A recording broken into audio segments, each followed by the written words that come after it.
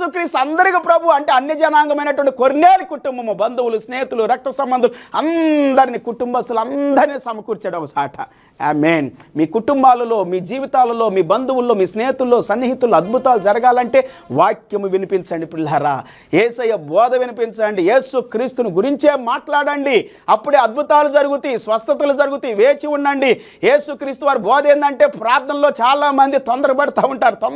వెంటనే అయిపోవాలి పాస్టర్ గారు, ఈ దినమే అయిపోవాలి, మీ ప్రార్థనలు మీరు బాగు చేయాలి, మీరు స్వస్థపరచాలి అని అంటారు. కాదు పిల్లారా, స్వస్థపరిచేది, బాగు చేసేది యేసుక్రీస్తు వారు. యేసుక్రీస్తు వారు ఏం చెప్పారంటే లోకాసు వార్త 18వ అధ్యాయం మొదటి వచ్చిన దగ్గర మనం చదువుకున్నట్లయితే అద్భుతమైనటువంటి మాట. ఒక విధవరాలు గురించి మాట్లాడుతూ ఆమెకు విసుగగా ప్రార్థన చేయండి అని చెప్పిన మాటకి ఒక ఉపమానం చెబుతూ యేసుప్రభు చెప్పింది ఏంటంటే, ఆమె మానక ప్రతిరోజు తనకు కావలసిన సహాయం కొరకు అన్యాయస్తుడే న్యాయాధిపతి దగ్గరికి వెళ్తా ఉంది.